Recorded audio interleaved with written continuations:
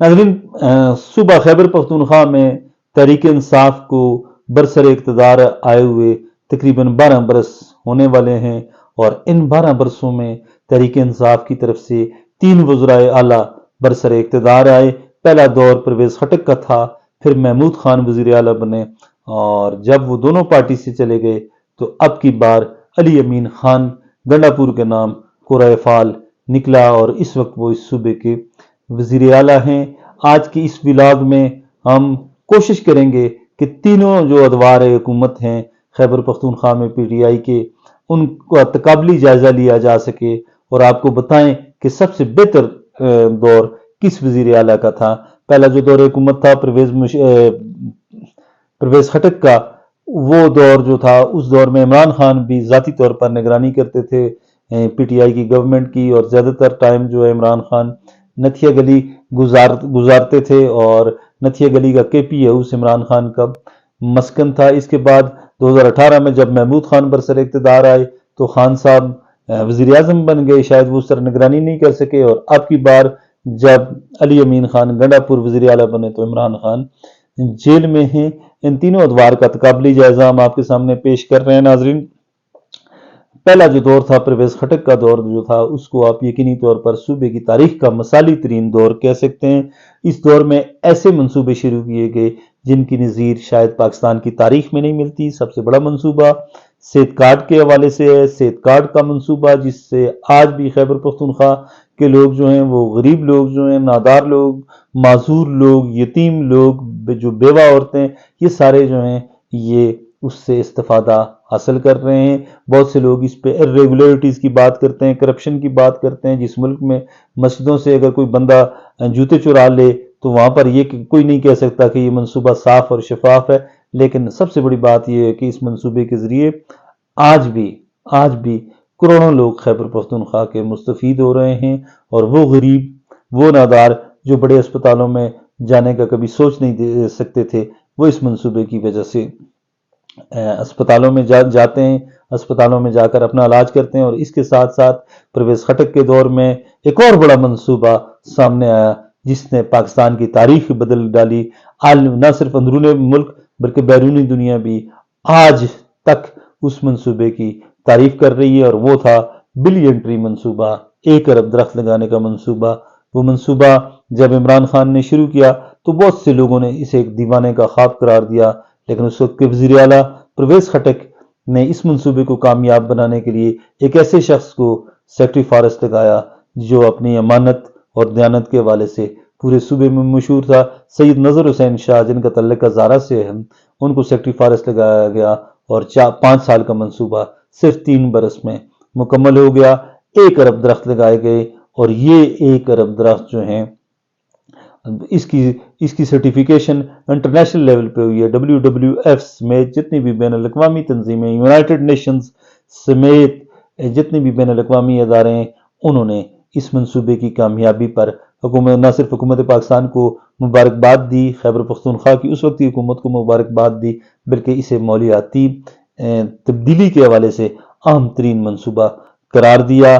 Billion tree के अलावा जो एक और बड़ा मंसूबा था वो एजुकेशन के हवाले से था।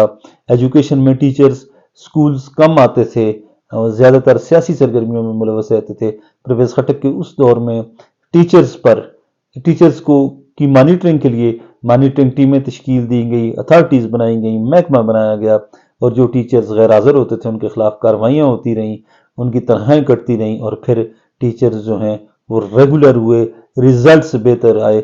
महकमा तालीम में इनकलाबी इक़दाम किए गए। ये भी फैसला किया गया परवेज़ खटक के दौर में कि जिस स्कूल में जितनी क्लासें होंगी इतने उसमें कमरे बनेंगे। प्राइमरी स्कूल्स में, हाई स्कूल्स जो हैं उनमें, कॉलेजेस में, यूनिवर्सिटीज़ में इनकलाबी इक़दाम किए गए, और एजुकेशन सेक्टर में ज़बरदस्त तब्दीली लाई गई। परवेज़ खटक का ये एक ऐसा कारनामा है जिसको तारीख में हमेशा सुनहरे रूप के साथ लिखा जाएगा। और इसके साथ साथ हेल्थ डिपार्टमेंट में भी इसी तरह मॉनिटरिंग टीमें बनाई गई, अथॉरिटीज़ बनाई गई, महकमे बनाए गए, चेक एंड बैलेंस का सिस्टम रखा गया। अगरचे बड़े अस्पतालों में MTI एक्ट के हवाले से बहुत सी शिकायत हैं, लेकिन जो छोटी डिस्पेंसरीज हैं, छोटे BHUs हैं, वहाँ पर लोगों को रिलीफ मिला, اور میڈیسنز ملی. پہلے شاید اتنی بڑی تعداد میں ادویات نہیں ملتی تھی، لیکن پرویز خٹک کے دور میں بہت زیادہ تعداد میں لوگوں کو ادویات ملی. یہ بھی ایک گیم چینجر منصوبہ آپ اس کو کہہ سکتے ہیں. اگرچہ LRH یا ایوب میڈیکل کمپلیکس سمیت بڑے جتنے اسپتال ہیں ان میں MTI ایکٹ کے حوالے سے لوگوں کی شکایتیں بدستور برقرار ہیں، لیکن چھوٹے لیول پر ڈسپنسریز اور BHUs میں انقلابی اقدامات کیے گئے. اور اس کے بعد ٹورزم کے حوالے سے بھی زبردست قسم کے کام ہوا ہے پرویز خٹک کے دور میں. اور جتنے ریسٹ ہاؤسز تھے پرویز سرکار کے ان کو بھی لوگوں کے حوالے کیا گیا، لیز پر دیا گیا. 10 سال 15 سال 20 سال 30 سال اربوں روپے کی آمدن ہوئی ہے صوبائی حکومت کو. جہاں ایک طرف اربوں روپے کی آمدن ہوئی، وہاں ان ریسٹ ہاؤسز پر اٹھنے والے سرکاری اخراجات بھی ختم ہو گئے، وہ بھی اربوں میں تھے. اس طرح پرویز خٹک نے یہ موٹے موٹے کام تھے، بڑے بڑے کام تھے جو ہم نے آپ کے سامنے رکھے، جو ایک انقلابی کام ہو سکتے تھے. ان کا اگر تقابلی جائزہ ہم محمود خان کے ساتھ کے دور کے ساتھ لیں یا علی امین خان گڑھا پور کے دور میں، تو ان دونوں جو وزرائے اعلیٰ تھے ان کا تعلق پاکستان تحریک انصاف سے ہی تھا. محمود خان کا تھا، علی امین خان گڑھا پور اب بھی تحریک انصاف میں ہے، لیکن وہ چیز وہ ڈیلیور نہیں کر سکے جو پرویز خٹک نے کی تھی. پرویز خٹک کا دور یقینی طور پر اس صوبے کا مثالی دور تھا. علی امین خان گنڈا پور کے دور میں یا محمود خان کے دور میں گورننس نہیں تھی. گورننس کو آپ کہہ سکتے ہیں کہ اس طرح کی مثالی گورننس نہیں رہی جس طرح کی ہونی چاہیے تھی. عام آدمی تک کی رسائی جو ہے وہ اقتدار کے ایوانوں تک مشکل ہے.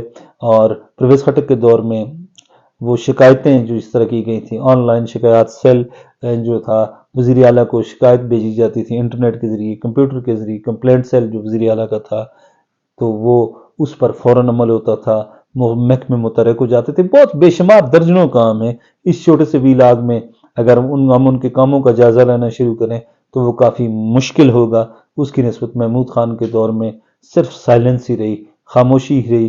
اگرچہ کاغذوں میں یا سوشل میڈیا کے انفلوئنسر رکھے گئے تھے محمود خان کے دور میں، انہوں نے تو بڑا کچھ بڑھا چڑھا کر پیش کیا، لیکن منصوبے وہی تھے جو خٹک صاحب کے دور میں شروع ہوئے تھے. اور اب کا دور جو ہے وہ خیبر پختونخوا میں PTI کا شاید تینوں میں سے سب سے برا دور جو ہے وہ موجودہ دور آپ اس کو کہہ سکتے ہیں. اس کی بنیادی وجہ یہ ہے کہ اس میں گورننس کا وہ معیار نہیں ہے جو ہونا چاہیے تھا. بہرحال یہ تینوں ادوار تھے. ہم ڈیٹیل سے ان کا تقابلی جائزہ اگر لیتے تو پھر بہت مشکل ہو جاتا. بڑا لمبا پروگرام اس کے لیے چاہیے. لمبی ایک جو ہے وہ ویلاگ لمبا بنایا جا سکتا ہے، لیکن لوگ اتنا لمبا ویلاگ نہیں دیکھتے. بہرحال ناظرین، یہ ایک مختصر ٹائم میں ہم نے کوشش کی کہ ہم تینوں جو PTI کے ادوار ہیں ان کا تقابلی جائزہ لیں. اور پرویز خٹک کے دور میں ناظرین پولیس کے حوالے سے دیگر جتنے محکمے ہم کس کی بات کریں، وہ ساری چیزیں جو ہیں وہ ڈائریکٹ پولیس کا جو IG ہے پولیس کو اس کے ماتحت کر دیا گیا تھا. یہ ایک ایسا کام تھا جسے پولیس کا IG ٹرانسفر پوسٹنگ کرتا تھا. موجودہ گورنمنٹ نے وہ اختیارات شاید ان سے واپس لے لیے ہیں، لیکن پولیس کو ایک آزاد فورس کے طور پر بنایا گیا تھا خٹک صاحب کے دور میں. اور بھی بے شمار منصوبے، کبھی وقت ملا تو ضرور ہم ان منصوبوں کو آپ کے ساتھ شیئر کریں گے. اس وقت مجھے اجازت دیں. اللہ حافظ.